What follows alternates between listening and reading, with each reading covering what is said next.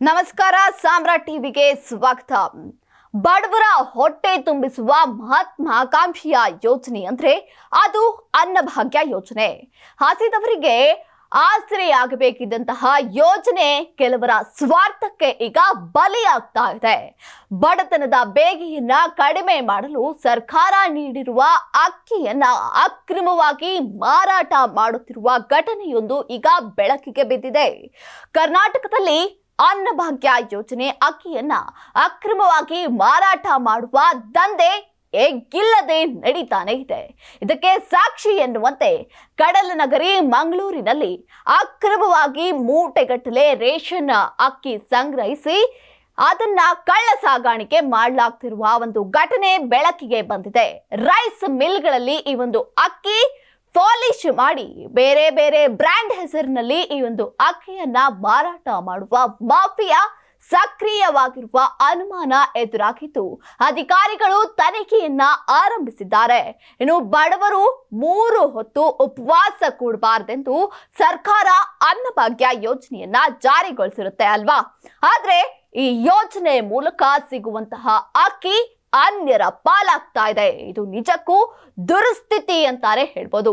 ಇನ್ನು ಇದಕ್ಕೆ ಸಾಕ್ಷಿ ಎನ್ನುವಂತೆ ದಕ್ಷಿಣ ಕನ್ನಡ ಜಿಲ್ಲೆಯ ಮಂಗಳೂರಿನ ಖಾಸಗಿ ಗುಡಾವನ್ ಒಂದರಲ್ಲಿ 100 ಮೂಟೆಗಟ್ಟಲೆ ರೇಷನ್ ಅಕ್ಕಿಯನ್ನ ಅಕ್ರಮವಾಗಿ ಸಂಗ್ರಹಿಸಿರುವುದು ಈಗ ಬೆಳಕಿಗೆ ಬಂದಿದೆ. ಹೌದು, ಮಂಗಳೂರು ನಗರದ ಬಂದರು ಸಮೀಪದ ಅಕ್ಕಿ ದಾಸ್ತಾನು ಗುಡಾವನ್ಗೆ ಜಿಲ್ಲಾ ಅಧಿಕಾರಿ ಸೂಚನೆಯಂತೆ ಸಹಾಯಕ ಆಯುಕ್ತ ಹಾಗೂ ಆಹಾರ ಇಲಾಖೆಯ ಉಪನಿರ್ದೇಶಕರು ದಾಳಿ ನಡೆಸಿದಾಗ ಈ ಅಕ್ರಮ ದಂಧೆಕೋರರ ಕಳ್ಳಾಟ ಬಯಲು ಬಿದ್ದಿದೆ.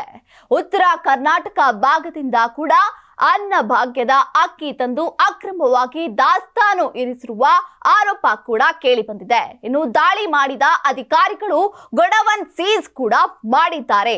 ಸೀಸ್ ಮಾಡಿ ಗುಡಾವನ್ಗೆ ಈಗ ಬೀಗವನ್ನ ಕೂಡ ಹಾಕಿದ್ದಾರೆ. ಇನ್ನು ಈ ಕುರಿತು ಆಹಾರ ಮತ್ತು ನಾಗರಿಕ ಸರಬರಾಜು ಇಲಾಖೆ ಉಪನಿರ್ದೇಶಕಿ ಅನಿತಾ ಅವರು ಮಾಹಿತಿಯನ್ನ ಹಂಚಿಕೊಂಡಿದ್ದಾರೆ. ಅಷ್ಟೇ ಅಲ್ಲದೆ ಉತ್ತರ ಕರ್ನಾಟಕ ಭಾಗದಿಂದ ಅನ್ನಭಾಗ್ಯ ಅಕ್ಕಿ ತಂದು ಅಕ್ರಮ ದಾಸ್ತಾನು ಮಾಡಲಾಗ್ತಿತ್ತಂತೆ.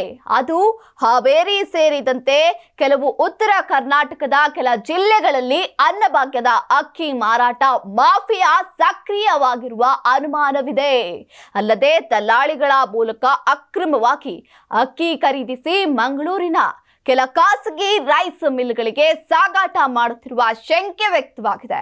ಇದರ ಬಳಿಕ ಆ ಒಂದು ಅಕ್ಕಿಯನ್ನ ಪಾಲಿಶ್ ಮಾಡಿ ಬೇರೆ ಬೇರೆ ಬ್ರ್ಯಾಂಡ್ ಹೆಸರಿನಲ್ಲಿ ಮಾರುಕಟ್ಟೆಗೆ ಪೂರೈಕೆ ಮಾಡುವ ಮಾಫಿಯಾ ಕಾರ್ಯಾಚರಣೆಯಾಗುತ್ತಿರುವ ಬಗ್ಗೆ ಆರೋಪ ಕೂಡ ಕೇಳಿ ಬಂದಿತ್ತು. ಹೀಗಾಗಿ ಗೋಡಾವನ್ನಿಲ್ಲದಿದ್ದಂತಹ ವಿವಿಧ ಅಕ್ಕಿಗಳ ಮಾದರಿಯನ್ನ ಆಹಾರ ಇಲಾಖೆ ಅಧಿಕಾರಿಗಳು ಸಂಗ್ರಹಿಸಿದ್ದಾರೆ. ಇನ್ನು ಗೋಡಾವನ್ನಲ್ಲಿ ಲೇಬರ್ ಇಲ್ಲದೆ ಬರೋಬ್ಬರಿ 500 ಕ್ವಿಂಟಾಲ್ಗೂ ಹೆಚ್ಚು ಅಕ್ಕಿ ದಾಸ್ತಾನು ಇರಿಸಿರುವುದು ಕಂಡು ಬಂದಿತ್ತು. ಇದು ಅನುಮಾನಕ್ಕೆ ಕಾರಣವಾಗಿತ್ತು. ಸದ್ಯ ಅಕ್ಕಿ ದಾಸ್ತಾನು ಗುಡಾವನ್ಗೆ ದಾಳಿ ನಡೆಸಿ ಅಧಿಕಾರಿಗಳು ಸಂಪೂರ್ಣ ಮಹಜರು ಮಾಡಿ ಈಗ ಆ ಒಂದು ಅಕ್ಕಿ ಗುಡಾವನ್ಗೆ ಬೀಗ ಜಡಿದಿದ್ದಾರೆ. ಇನ್ನು ಈ ಅಕ್ರಮ ಅಕ್ಕಿ ಮಾಫಿಯಾದ ವಿರುದ್ಧ ಆಳವಾದ ತನಿಖೆಗೆ ಅಧಿಕಾರಿಗಳು ಇಳಿದಿದ್ದು ಮುಂದೆ ಯಾವ ವಿಚಾರಗಳು ಬಯಲಾಗಲಿವೆ ಎಂಬುದನ್ನ ನಾವೆಲ್ಲ ಕಾದು ನೋಡಬೇಕಿದೆ.